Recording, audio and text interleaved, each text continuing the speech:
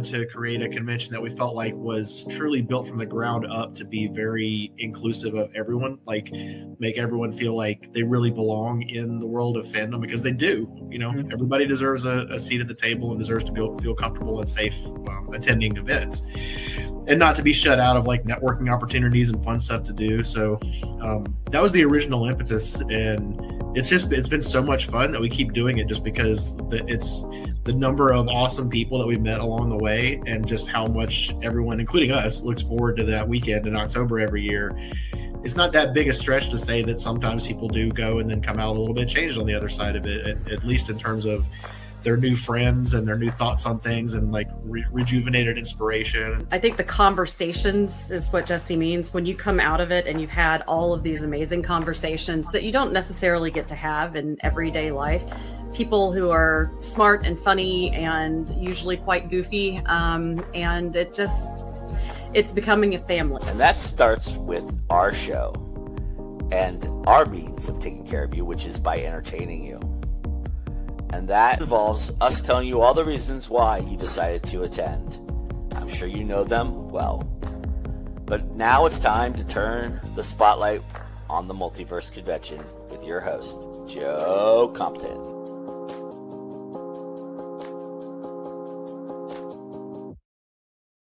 Hello, everybody. Welcome to another Spotlight on the Multiverse. I am Joe Compton, and I'm really excited for this show. I have the pleasure of introducing you all to Andrew Greenberg. Mr. Greenberg, thank you for joining us. Tell everybody a little bit about yourself. Hey, Joe, really appreciate you having me. Looking forward to Multiverse this fall. So I've been a game developer since 1990. First game, I was original developer of a little tabletop role-playing game called Vampire the Masquerade. Went on to work on all the World of Darkness stuff, Mage, Werewolf the Apocalypse.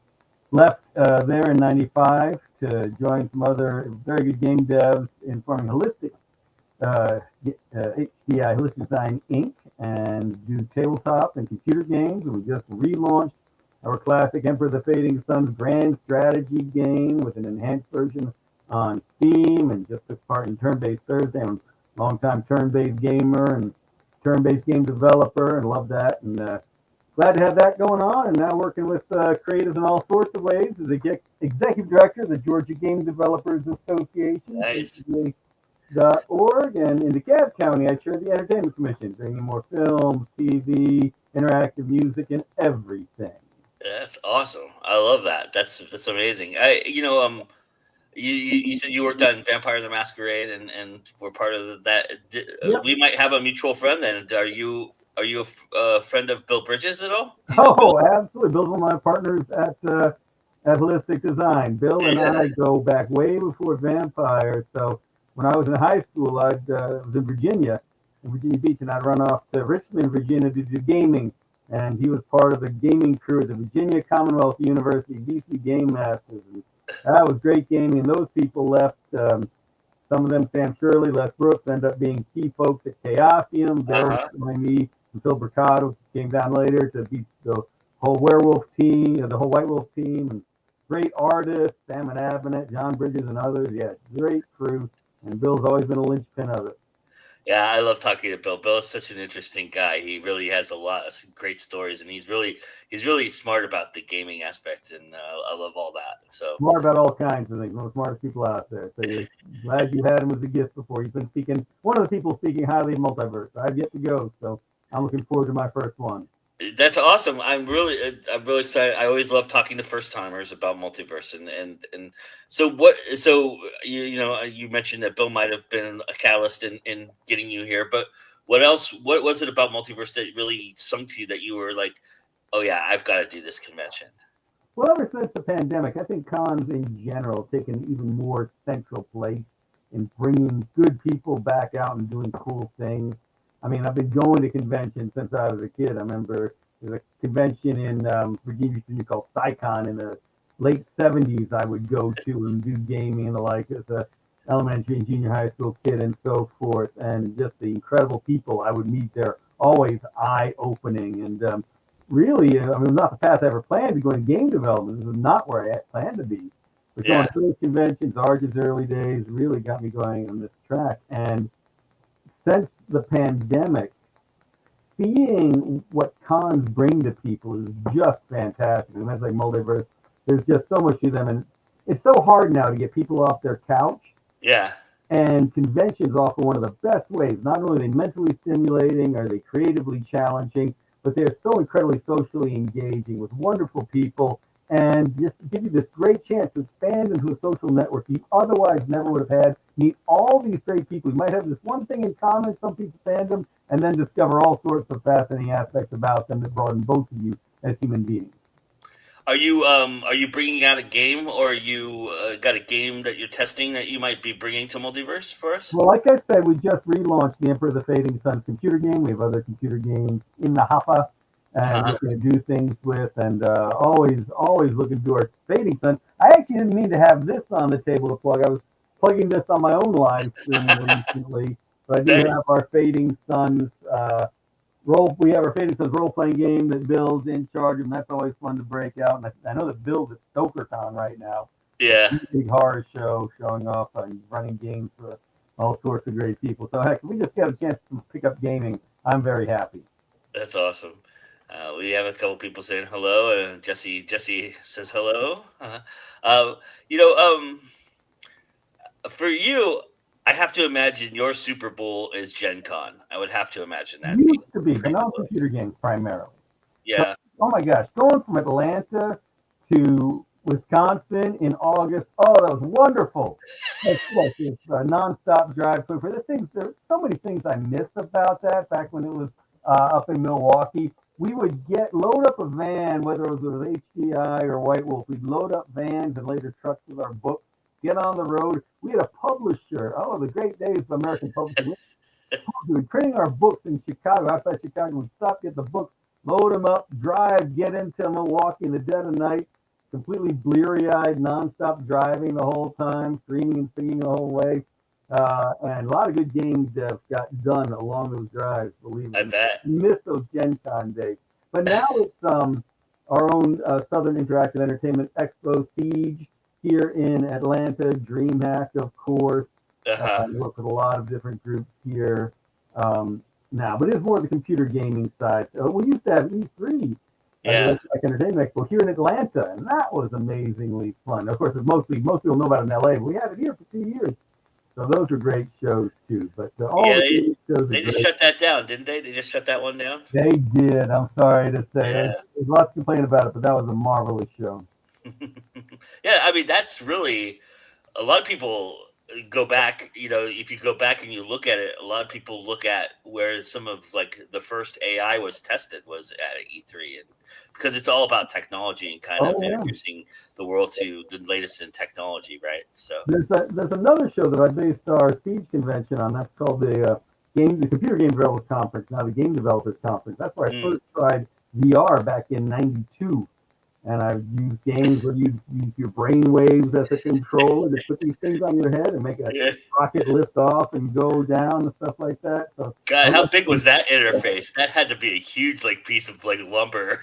Well, just looking on your head, we're going to the computer. I don't know how they're handling the interface. So unfortunately, we haven't seen that, or fortunately, our brainwave detector is not a part of our computers right now. So. So the things you see at cons for the first time, go to cons because you will always find something that you've never seen before. Yeah, that's the great thing about it, right? But I was going to ask you, being at these giant conventions like E3 and Gen Con, what is it more about the intimate ones that you prefer or that you appreciate? What is it that you like about? Because Multiverse is one of those. It's one of those very insulated, intimate experiences where it's basically one hallway and you're interacting a lot more with a lot more people because you have you're just in that space with people. Oh yeah, it's the passion both of the people running the con and the people attending. I mean, if you're at Gen Con, you love games, but you're running ragged, you're going everywhere, you're so overwhelmed. It's hard to really have those magic moments like you can. I'm very glad that I got to sit down with fans and have them just talk to me all about the things they loved about the games. But at these cons, it's the passion of the organizers that you see in every detail that pops up. It's the passion of the fans being there. It's their vibrancy. It's the ability to feel like you're connected with everyone. And most importantly, it is the communities that form out of it. I love Gen Con, but you're not going to say there's a Gen Con community. You will say there's a Siege community. You will say there's a Multiverse community. All these different groups will have their own community of like-minded people who do cool things growing out of these cons and really coalescing. I have a weird question for you, Andrew. I have weird answers. I have no fear. You've been in the gaming industry for a very long time. You've probably rubbed elbows with the best of them. I'm curious because at Multiverse we run a Chuck Tingle RPG. Have you ever had the pleasure of meeting Mr. Chuck Tingle? I have not. I look forward to that. I've met Will Wright. I've paneled with Gary Gygax. I've worked with Sid Meier's on stuff, but I've not tingled. So I'm looking forward to tingling at Multiverse. If anyone in your chat has had a tingling experience, they should share it there. Yeah, it's a really, that's one of the fun moments in Multiverse is, you know, the people get dressed up and when we run it, they run a game. It's usually potato based because that's kind of what Multiverse does. But what's the name of the studio? There's a great VR studio here that does potato based. The Potato Mancer. Oh wow! I've had at my events. I'm blind. They're wonderful, absolutely wonderful human beings. And I am just upset that I can't think of their names. They do wonderful potato based games. Well, if it comes to you, let me know. I'll put it out there for everybody. Yeah, I've just switched from private chat to comments. I see the comments. Yeah, sorry about being late. I tried to get into Firefox, and it would not allow my camera and mic, so I had to do this in Chrome. So tell us a little bit about what you do at the Game Developers Association. What is that about, and what is it? Is there a certain mindset that you're trying to protect some IP, or is it more of like you're trying to help gamers get seen more? Is that kind of the idea? Sure. So the Georgia Game Developers Association represents everyone in entertainment game development around the state of Georgia. So we've got around 500 members all around the state. When the association started in 2005, there were only 5 game studios in the entire state. Of course, HDI was one of them. Now we've got almost 200 computer game studios all around the state. And we act as the public face of that. We interact with public officials on behalf of the industry. We do training efforts. Tomorrow in Decatur, we're actually having a portfolio review for comic artists and game artists. Oh, cool. Benchwarmers in Decatur. So anyone's interested in joining us there. It's a free event. They can just come on out.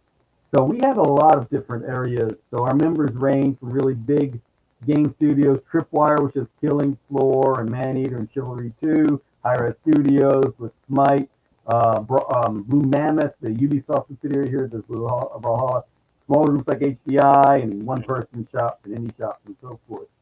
So the idea is to continue building game development as a creative profession here, as well as a place for hobbyists to enjoy and get things done. So we bring people together, just like Multiverse does, the whole community idea, and work with them to give them the skills and teams they need to get things done. Are you encouraged by the creativity you're seeing out there in gaming right now? It seems like there's been a resurgence lately in gaming. Absolutely. It's always great to see what people you've never heard of are coming up with. So every year we do what's called the Best in Georgia contest, primarily for colleges. We get pros in there. There's a big event called the Global Game Jam in January. And for 48 hours, people come together to make a game. And then we pair those teams with professional mentors who continue working for another month or two and judge what comes out of that. And I had a sticker. Had a sticker for this year's winning game. It was a bunch of kids out of Savannah. I don't know if you can see it in the glare of my light. There we go. That's better. Here, maybe if I put it on my forehead. Here, I'll make you big on the screen there. There we go. So suck it up. You can find this on Steam now. These kids in January had never done a game.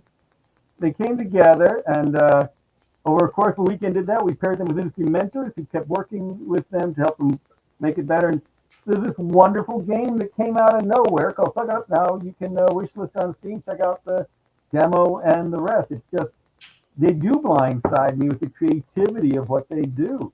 And I could shake my fist and say, you kids, I should have thought of that. But it's much better to just play this stuff in print. That's really why we all got into this industry, was when we made our own role-playing games, we could train with other people for theirs and get theirs for free. our friends at Chaos Team always used to say the industry ran on graft and corruption. In other words, we just ran around at Gen Con trading our games with each other. That was the most excitement. That was what we were really all in the industry for. So love seeing all these great things come out that I get to play as well. Yeah, I mean, given the state of the industry too, and recent things with Hasbro and Dungeons and Dragons and Wizards, West Coast, and everything that's going on in that news realm, and the idea of AI, it really feels like the creativity hasn't been lacking in gaming as Nope. it has been in most other places. Nope. Oh, the things that we're seeing coming out of studios. Yeah, I mean, you can argue that in video games, AAA aren't necessarily the most creative, but in tabletop, I mean, Yeah. like Paizo is always coming out with great stuff. I don't know if you know this. Lisa Stevenson, who runs that, was actually at White Wolf when I was there way back in the day. So there are just so many good TTRPG and board game companies out there. You talk about getting blown away by what people are coming up with. Board gaming, I used to consider myself a good board game designer. Man, folks have done all the stuff I never would have imagined. There's a guy, James Ernest, who used to do cheap-ass games, one of the best game devs I know. And just hearing him talk about the state of board gaming, he's always blown away by what's coming out of it, too. Is the associations, is part of the association helping with Kickstarters and things of that nature too? Or? For our members, absolutely. In fact, we have one coming up. Some very interesting ones coming down there. This one's called Black Lion and Cub. It's a comic book series done by a fellow named Hotep. And he's actually been one of our people at Benchwarmers in Decatur tomorrow, and he's doing a fighting arena, X-Men style, Danger Room style fighting game. Wow. So we're going to be helping him with his Kickstarter. We did a Kickstarter HDI for our own Noble Armada, Fading Sons Noble Armada game a number of years ago. We do support people's crowdfunding efforts, be it in Kickstarter and elsewhere. More important is that we have a lot of members who have pulled it off or who have failed and have a lot of lessons as a result. And that, again, it's that community. Here, let you talk to this person who didn't pull it off. Don't do this. Don't what does they say? Don't do what you want, but don't do as I say, kind of idea. Yeah. Do as I say, don't do what I did. I love that. I love that the gaming community too is starting to show that it is a true community too, which is we just here at Go Now we just started getting into independent gaming. It's something I've always wanted to do with this channel, but we just started a year ago. Sean Hillman has helped me kind of develop a full-on programming for this channel and this network to do gaming and stuff. We play a live game every month, and we have a variety show that covers tabletop gaming and things like that. But what I've and I wasn't a gamer growing up and everything like that, so it's very foreign to me in a lot of respects. But what I'm discovering is that there is such a great and beautiful community within the gaming industry that and everybody kind of helps everybody, which is very cool. I love that. It's very similar to independent authoring in a lot of respects. Yeah, absolutely. I just got a ping today from a friend of mine who's doing a very cool VR project. I wish I could say more than that about it. Really cool. Looking for QA, looking for playtesters, essentially. So got on the horn and immediately started rounding up some playtesters to send his way. And it's like I'm asking a friend, hey, remember these folks? Where do I find these playtesters? On the horn, immediately passing over. He's not looking for that work. He's happy to send it around to other people to take care of it. So yeah, exactly. That sort of willingness to share ideas, resources, skills, the right people at the right time, all of those. What are you playing currently? What are some games you're indulging in at the moment? Other than my own Emperor of the Fading Suns. I mean, I'm sure you're probably tired of playing those games. You probably had to test. You probably had what, 3,000, 4,000 hours of testing on that. Well, I noticed that. So I don't usually play on Steam or GOG. I'm usually playing locally, and I looked at my Steam on one of my own games. 800 hours. Yeah. The game I'm usually playtesting elsewhere. I can totally relate as a filmmaker. I can totally relate because you watch your stuff over and over and over again. Yeah. You're sick of it by the time it's done. And there's a lot of similarity. I mean, I love editing audio for my games. I can sit there for hours and lose time just trying to get that sound just Yeah. exactly right. There's all sorts of crazy stuff like that. So RuneQuest and HeroQuest, if you remember those from Chaosium, those have been some of the very fun tabletop top games I have been enjoying. I mentioned Suck It Up, which is one of the local games. There's another local cruise game I've been enjoying, a city builder called ISO Metro from Grindsoft, and really enjoying that. I have had to avoid playing one of the games I most want to play. Another old tabletop game dev, Lawrence Schick, was the lead narrative guy for Baldur's Gate 3. Great guy, wonderful guy, old friend, TSR back in the day. One of those people who spent his time in the trenches, more than gotten his 10,000 hours of experience in game development. He was the lead narrative designer for Baldur's Gate 3. And if I ever play Baldur's Gate 3, I know I will not get anything else done forever just because he's going to draw me into the story that well. So that is one of the frustrating things about being games. I got to make games too. So I have to put away until that mythical moment when I won't have anything else going on that I can really dive into these other games I want to play. So, yeah, what's the thing called free time, right? Yeah, exactly. Exactly. That fantasy of when I'm sitting around playing Baldur's Gate for the next 60 hours straight. I was doing my own live stream. I was talking about that turn-based festival we had going on, and how the thing I love most about turn-based games is one more turn. Just that desire to see what's going to happen. You start gaming it after dinner, and suddenly it's time for breakfast. Yeah. Jesse says that's the exact reason I've been stopping myself. I'm sorry, Lawrence. I'm glad you're doing well with the game anyway. We've had to put it away. We can buy it and put it on the shelves and just dream about the moment we have that much time. That is exactly right. That's the other thing about gaming too, is once you're in it, you get sucked into it pretty hard. I would imagine you don't want to stop. Yes. So another dear friend, Ken Alston, was one of the leads on Elder Scrolls back in the day. But he came out of the tabletop industry. I mentioned Chaos and RuneQuest. He was a key person with that. And so he was a major figure in the tabletop industry before he started doing the Elder Scrolls stuff, and he really cemented his reputation there. But you would always see Ken, again at Gen Con or Origins, walking around with, he would always have his find of the con. And he'd walk up to all his friends. We'd all be working our booths. He'd be, Andrew, you have to go buy this game. It's Crisis. It's these guys have cut it all out of styrofoam themselves. Every board they put together by hand. You have to buy this game. And these games he would show me are still the games I'd break out when I have friends over the table. I said, you got to try this game. So it is that passion. You're exactly right. It just takes off, and in a good way. Jesse has a question for you, Andrew. What do you think are some good entry point tabletop games for newbies to play if they stop by the game room at a con? I will start with the normal disclaimer. It's all about the GM. Doesn't matter about the game. It's always about the GM. That said, I love the Kids on Bikes is out there doing neat things. It's a very easy way, especially to get younger people in. Everybody's seen Stranger Things, filmed in Georgia. Nice way to get folks trying things out. My first RPG was actually not D&D. It was Bunnies and Burrows. Takeoff back in the mid 70s.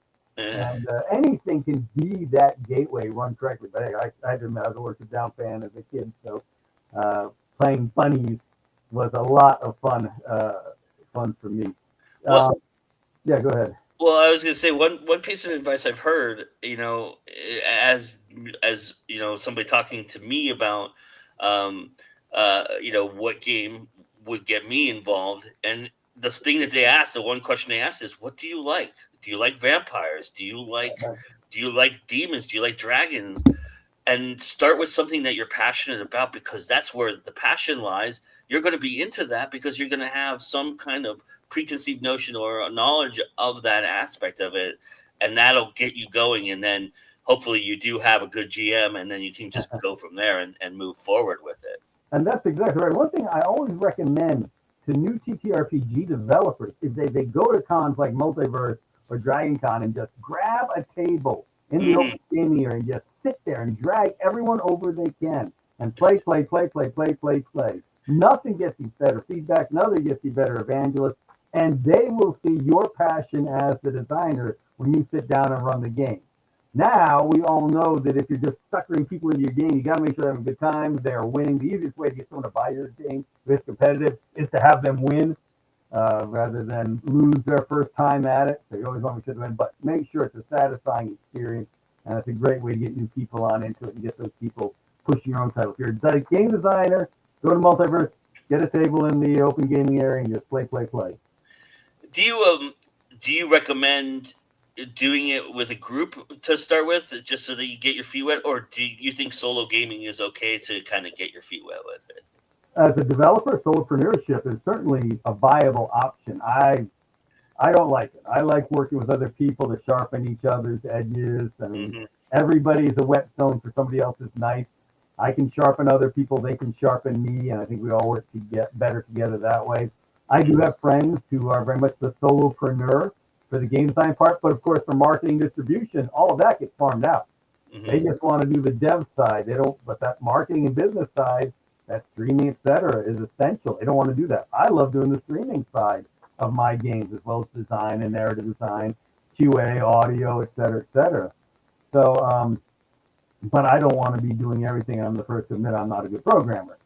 So I will always recommend a team, but yeah, you'll always see teams fall apart over whatever reasons. And what I tell people in video games is the most important skill to have, whatever your role is, communication, especially for testers. I mean, the most important skill you have in QA and playtesting is the ability to communicate to everyone else what the bugs were, exactly how you found them as easy as possible, as simply as you can, so they can reproduce it and fix it like that. If you're in art, you have to understand what everybody else needs and be able to get their feedback so what you're creating fits what they're trying to do. As a coder, and I love my coder friends, but we know how many of you have issues talking to other people, that ability to listen to QA, to producers, to designers, and to then give your own input is absolutely critical. So the number one skill, certainly computer gaming, is communication, and it was that way also back in the tabletop days. Are you a fan of one-page RPGs? You like those? Oh, I love the idea. The idea. Now, I will admit that I want to sit down with a big book and look at the art and everything. I have walls lined with these on purpose, not with sheets of paper. Yeah. So I love the idea of the one page. They're a lot of fun. They're a great challenge. I mean, film, the 8.5 by 11 film festival, where it's just you get one piece of paper, fill it up with everything, and that's your film. Yeah. So I love that as a challenge. It's neat things, but man, I love background. I love story. So I do a lot of what are called 4X strategy games. So you explore, find all the resources, expand your control over resources, exploit those resources, do little things, and then exterminate the enemy. Okay, they're really the 4 E's. I'm not in camera, the 4 E's, but we call them the 4 X's because X's are sexier. But we always say the most important one that a lot of games lack was context. Give it a story and people will love it that much more. I think people realize that now, but back in the old days, you would have these games with really no context. And I want that background. I want that lore. I want those stories. Games are about stories, whether they're the game developers or, more importantly, the ones we as players create. But they are about stories. Last question for you. What is your favorite mechanic? What do you like to use? Oh, man. I love it when you've got stuff that pits your character against yourself. I mean, obviously, with the Vampire Days, we had humanity, and you'd lose your humanity to more of a beast. We did things like this in Fading Suns with your faith and versus your ego, issues like that. Anything that makes you think about the game on a different scale, about how you really are as a person, are the mechanics I love the most. I love that. Andrew, it has been a delight to talk to you, sir. Thank you so much for taking the time to do this. I really appreciate it. I look forward to meeting you and seeing what you're doing out there in October. So, tell everybody where they can, meanwhile, get in touch with you, find out all the information about the association and everything like that for yourself. Absolutely. ggda.org. And please look for Emperor of the Fading Suns on Steam. And if you don't buy it there, go ahead and wishlist it, which costs nothing. Nice. Awesome. Everybody go check that out and check out the opportunity that we have at the Multiverse to show your arts because there is an art show that happens every year at the Multiverse, and we're going to have that. And then I'll be back with Kristina Gruell. And thank you, Andrew. Look forward to gaming with everyone there. All right. We'll be right back. As we count down to the Multiverse Convention, one of the many opportunities is a chance to show your own artwork. Applications for the 2025 Multiverse Art Show are now open. Please note that Multiverse does not allow the sale of AI/ML-generated images in the art show.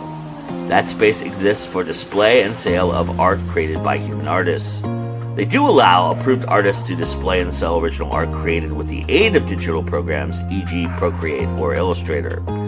The Multiverse Art Show is a juried exhibition showcasing some of the best genre-related artists and artwork anywhere. They believe that great art is an essential part of fandom, and believe artists should be celebrated for their contributions in a fun exposition environment that fosters connection with genre fans. The display space, the panel fees, the commission, the auction format, the quick sale, Sunday sales, print sales, awards, sales logistics, and how to apply are all on the Multiverse website. Artists, including those displayed in the art show, may also sell prints of their work or similar products at a dealer hall table. If you're interested in applying for a dealer hall table, you can click on a different link to learn about how to get a table at the dealer hall. Artists participating in the art show will be given preferences for those tables. So show off your art and come and join us for another great Multiverse convention. We'll see you there. Yeah, make sure you guys get your art in there, and we look forward to seeing you and displaying that as we do our next guest. Hello, Kristina. Nice to meet you. I just want to congratulate you on pronouncing my last name correctly. Oh, cool. I was worried about that. I said it, and I go, oh, probably should have said it. Maybe I got it wrong. No, you got it perfect. And just FYI, my doggies will pop in and out of the screen. Oh, no problem. Hey, it wouldn't be a live stream without that, so we're appreciative of that, actually. So speaking of artists, I have an entire hallway dedicated to Ariel Burgess's Wheel of Time. Oh, nice. I almost bought something of hers last year. Yeah, I was looking at it. I've got all of the transition paintings. Oh, nice. The Lan and Nynaeve couple painting. A couple of her other like dragons and fairies. Yeah. And then she also did a painting for me, like in 2015 that has the main characters from my first series in it. Oh, cool. That's awesome. Yeah. That's amazing. Amazing. Jesse says hello. Hey. So this is not your first Multiverse. So it is. Oh, yes. Is it really? Wow. Yeah. Interesting. Well, again, I love talking to first timers, but tell everybody a little bit about yourself first off. Tell everybody what you do and who you are. Well, I'm Kristina Gruell. I use my actual name as my pen name. It makes things a lot easier to keep track of everything.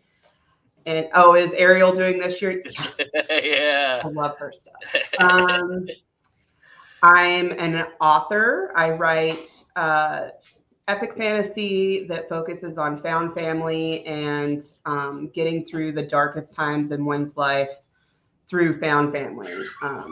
I've battled a lot of health issues and a lot of dark things of my own. And so that kind of shows up throughout my books. And, it's a focus on bad things happen to you, bad things happen around you, and you can't let that change who you are, pull you to the dark side, to use a Star Wars reference. It's very, very much more of a Leia and not an Anakin. Cool. Awesome.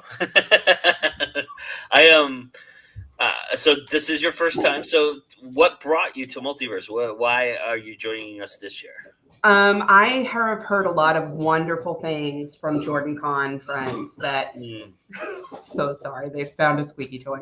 Okay. From Jordan Con friends who have been to Multiverse, glowing things. And so I thought, why not? I'll give it a shot. And I got accepted as an author guest. And so I'm very, very excited. And I love Atlanta and the surrounding area. So nice.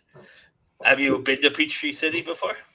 No, mostly just to Atlanta for Jordan Con, but I do enjoy that area has a lot of gluten-free food, so I don't Yeah. have to cook for myself. Plus, I think the restaurant serves a lot of gluten-free options as well. So Yeah, and I've been in touch with the Con Suite people, and they're like they asked for my allergy list and had like an in-depth conversation. So I'm really excited because even at Jordan Con, I haven't been able to use the Con Suite with my allergies. So it's exciting to have such dedicated people working for that. Amy is one of a kind. She is absolutely special, and she does an amazing job at the con suite. It is absolutely the best con suite around. There's no doubt about it. So yeah, that's really cool. I love that, and I love that you reached out to her because that's what she hopes for. She really wants to make sure that everybody gets something from her, and so that's awesome. So you're gonna be guest author there. Are you doing a table there as well? Are you hoping to get a table? I applied for one, so crossing my fingers. Awesome. Yeah. Did you sell at Jordan Con? I did. Jordan Con was actually my very first time doing in-person sales. Oh, neat. This past April. So I was a nervous wreck. But I felt like I did a good job. My chief alpha reader, Matt Zupka, was my partner in crime, and he was hyping me up. And then I was next to Ellie Rain, who I know has been there before, and it was so amazing. I did a panel with Ellie. Yeah. Yeah. Well, it's the indie author community can be such an amazing community because everyone lifts each other up. Yeah, absolutely, 100%. It's beautiful, and in Multiverse, it's tenfold because it's a little bit more intimate, and you got. Jordan Con's a little bigger than Multiverse. It's very similar, but it's a little bigger and a little bit more spread out than Multiverse is a little bit, but yeah, it's very similar in that feel. You get that same kind of communal vibe from it. Yeah. Did you do panels at Jordan Con? I just did one, the book club, which is my second year doing that one, and so we read a book and then we talk about it, which was really fun. We did Alatsoe, which is a Native American kind of urban contemporary fantasy. It's really, really interesting book. I really loved it. Are you a fan of you reading your own stuff, or is that a tough thing for you? I tend to like when so I have APS, I have it's a blood clotting disease, so I have short-term memories and memory issues, and I often have to go back and read something to refresh myself of something that happens. And there's parts of my books where if I have to go back and look at something that happened in that area, I end up reading multiple chapters because they're my favorites and I love it. There's one part at the end of the series where like my husband knows if I've had to reread that because I'll come out crying. I asked that question because at Multiverse, I don't know if you knew this or not, or if you've looked at this, but there's a event called Storytelling Time at Multiverse. Basically, the author gets up, reads a passage from their book, a 2 or 3 page passage, and people in the audience come up and act out the passage. That's interesting. Yeah, it's very cool. It is a lot of fun. They have an adult version one and a more kid friendly version during the day. They do the adult one late at night. It's part of the late night programming. It's like a 10 o'clock panel, and then they do the other one during the day on a Sunday when everybody's just kind of chilling out. And so I don't know where your books fall in that, if they're a little bit more on the adult side or the YA side, but it might be something to, if you're okay with reading your own stuff. It's a really fun time, and people get up and and you get all kinds of interpretations, and it's very cool. That would be fun. Yeah. So that's Yeah, a really. I don't write. My books, especially my first series, is a little darker. Mhm. I don't write romance, but my books are, everything that happens in life can happen in my book. So, Mhm. uh, yeah, I don't know what audience range we have going on here, but there's some on-screen sheathing of the sword. Okay, yeah. Yeah, This that suit this audience quite well, yeah. actually. Okay, yeah. uh, it's interesting because reading a little bit about you and going on your website and checking out your books and everything like that. By the way, gorgeous covers, gorgeous Thank covers. you. Yeah. Yeah. Um, uh, you do a lot, draw a lot from your own personal life and experience, which is very interesting, and putting it in kind of a fantasy magical setting. And it kind of was that is that something that you really got? Is that what got you going? Was is taking that real life experience and kind of putting it into words in a fictional setting, or was that a natural thing that happened when you were trying to write a fictional story? So when I was 15, I was in a vehicle versus pedestrian accident where a 1-ton truck purposely hit me. Oh, And at that point in time, I was really into this is back when AOL was like the big thing. And I was in the create your own chat room, part of a vampire guild, mhm. like all the nerdy, geeky stuff, role playing. And my first book started as a background story for my slutty vampire character. And I used writing as a way to cope with the trauma that I had been through, Amazing. and that was healing in a lot of ways. And so a lot of the bad things that happen in my books are drawn. Some of them are drawn from things that have happened to me, things that have happened to my friends, and just finding your way through that darkness without letting it taint your soul. Mm. You also lean upon a very popular trope in fantasy, which is found family. And in epic adventures, especially found family is paramount. Yeah. What do you love about the found family aspect? What is it about that you just gravitate toward? Not a lot of my own family are close to me, but the Mm. people that have pulled me through the worst of the worst things that have happened to me are the ones that became family along my journey. Like some of my closest friends, every other year we do what we call a book club, where we gather in some location, as many of us as can. We're from all over the world, but I found them through Sarah Donati's web forums Oh, back nice. in the early 2000s. And they're like my sisters. We've been friends for 20 years.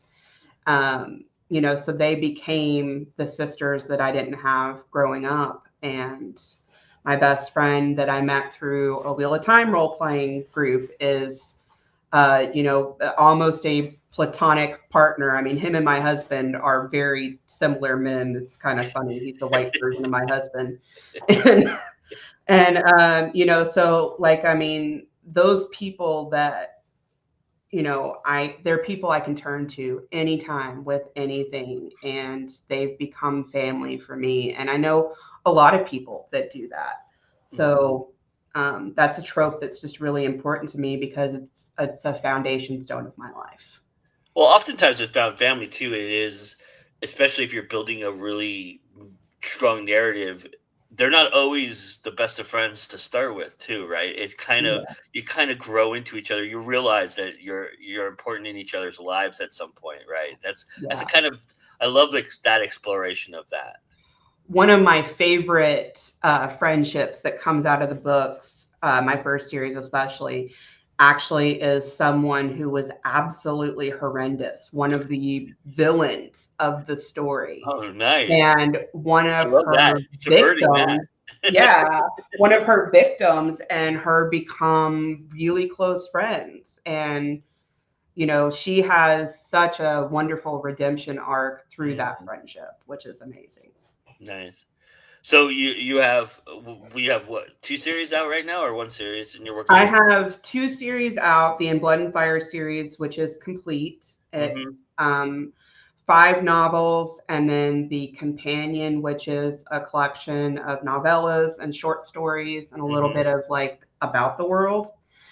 And then I'm just starting the Night Goddess series. I have a little novella out, and then the first book. I'm working on the second book, and then already making notes for the third book. Mhm.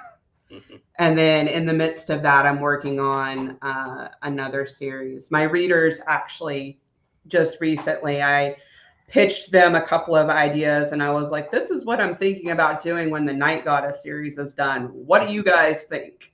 And they voted on what I'm writing next. So, That's awesome. yeah. I love that. Involving the fans. We were just talking about that on Sunday on my show. That's pretty cool. I love that. Yeah. um, here's a cover for everybody. Here's a cover. Here's an example of a beautiful Yeah. cover by Kristina. This is, I mean, that's just amazing. That's book 3.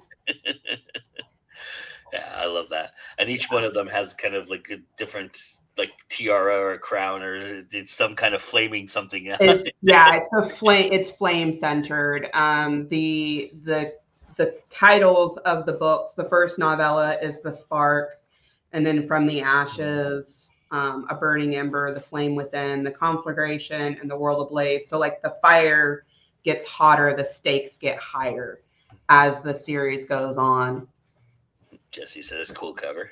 Yeah, the original covers weren't as cool, but I really love my cover artist. That's kind of the interesting thing about being an independent author, right? Is you learn from mistakes and kind of putting stuff out there, and you kind of figure it out as you go along.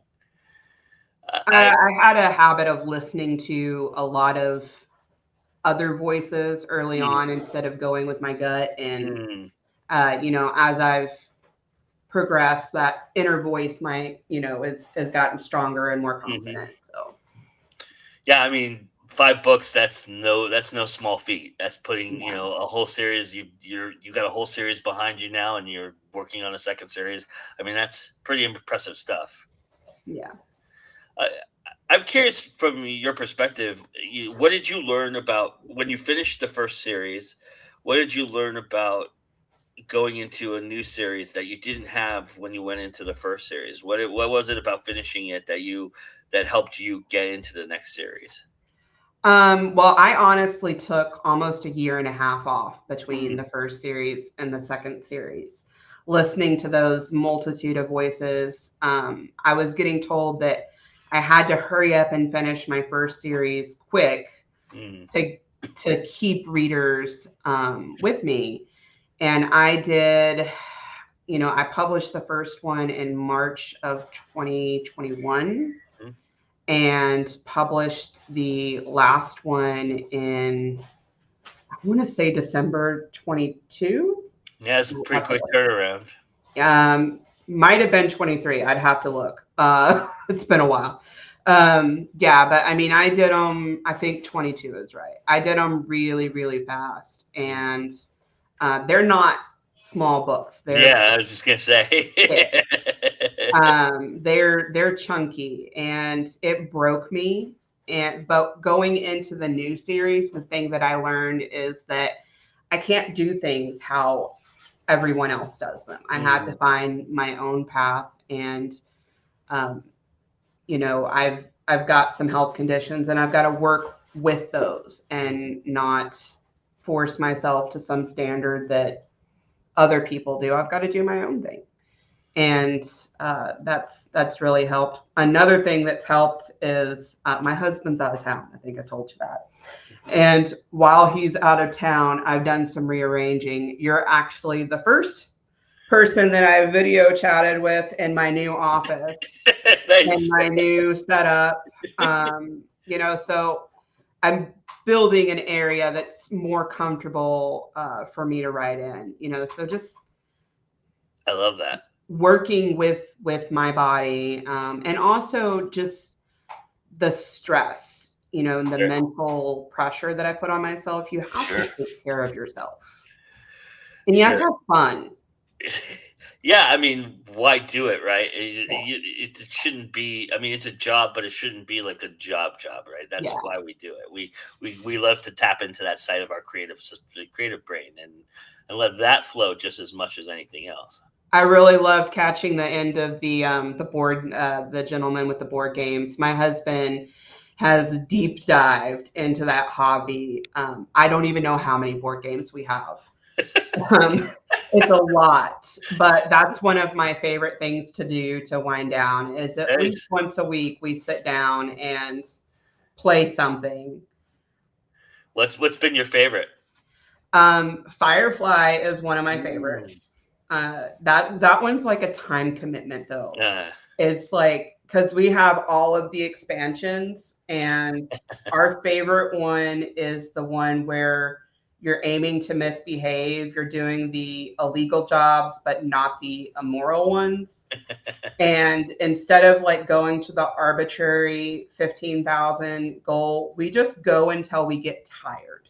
nice. And and then like someone will do okay, let's finish up our current jobs and then tally it up and stuff. And my in-laws who are in their 70s love that game. It's so funny. My mother-in-law will take her little ship and she'll putter around the outside of the galaxy while the rest of us are like focused on building our perfect crew and our perfect ship. And next thing we know, she's like 10,000 ahead of everyone. Yeah. But that's so much fun to play. And then Obsession, which is, have you heard of that one? Yes, I have. Yeah. Oh my God, I love that game. It's like a Downton Abbey met a board game.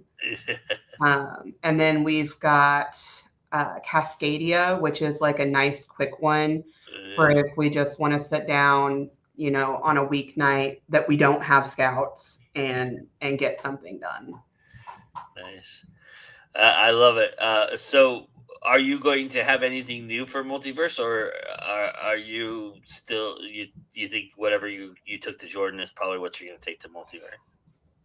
I might have Blood Moon out, but I'm probably just going to have the the 7 books and the novella, which is still a pretty hefty catalog to work through. Sure. Yeah. Do y'all do badge ribbons at Multiverse? Yes, definitely. So I have a quiz that people get to take and find out what they would be in the Blood and Fire series. And they get a different ribbon based on what their answer is to the quiz. Oh, cool. Awesome. I will definitely stop by your table and answer your question then. Because I love collecting the ribbons. That's one of my things. Jesse says, fun fact, the creators of Homestead Runner will be at Multiverse demoing Trogdor board game. Cool. Oh, that'll be fun. I might have to tell my husband that he might come with me. We're kind of, if we can get someone to watch our younger 2 kids. Okay. He's gonna come with me, and he's. I hope so. The board gaming at Multiverse is pretty fierce. It's pretty good. So, yeah, yes to badge ribbons. Yeah, I have one that's free for everyone, one that you earn by taking my quiz, and then another one that you get for purchasing. Nice, awesome. I love that. That's a great idea. I love that idea, and I definitely see. Here's my badge from JordanCon that I brought with me. So that's my badge. It says our logo on it, which is always time to go indie now. That's our credo. So I think I got a couple. Might have gotten one of the Multiverse ones that was on the table. Oh, nice. I was really busy with my table this year, so I usually have a very long con ribbon badge, but this year I was just busy. It was only whoever came to my table. Have you ever done the scavenger hunt at JordanCon? Yes, I got a couple of golden cranes, couple of other. I think I got a dragon. Okay. And then I thought I was going to miss getting one of the crocheted octopus this year, and I was in line for the elevator, and the lady that makes them. I was like, man, I looked, every time I got a chance, I looked for an octopus, but I couldn't find one. And she pulled one out of her pocket and threw it at me. I don't remember what figurine it was, but we were sitting in the lobby, and the person to my right looked up and went, "Oh my God, there's something in the little enclave there." And they went in, they grabbed it, and they go, "Yeah, that's from the scavenger hunt." Yeah, we call it swag and seek. Yeah, I got some stickers. I've got like a little bag that I still need to deal with. I didn't get any duckies this year. I got so many duckies last year, but I didn't get any duckies this year. I believe that's that she found was the ducky. Yeah, I believe that's what she found. I love the duckies. I can't remember, but yeah, it was late at night when we were just sitting there, and she goes, "Oh, look at that." I'm like, "Okay." Yeah, Couch Con is really fun.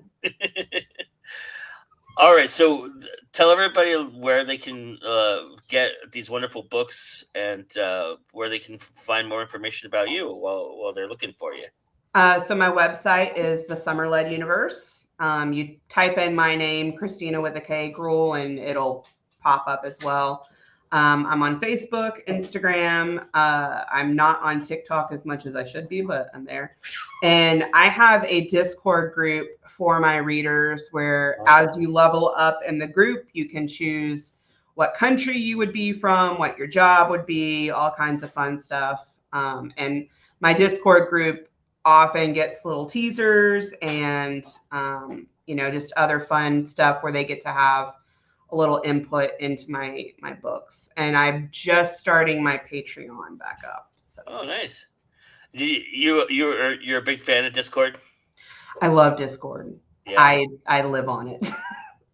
I've been trying to get into it. It's just one of those things when you learn something new, you kind of takes some time to kind of figure it out and try to get into it, I guess. But yeah, I'm in the Black Tower for the Wheel of Time Discord group, and then I have one for my readers, one for my I have a nice alpha and beta reader thing. So yeah, Multiverse has a really good Discord too. They do get-togethers on Friday nights and stuff like that. So I'll have to look for the link then.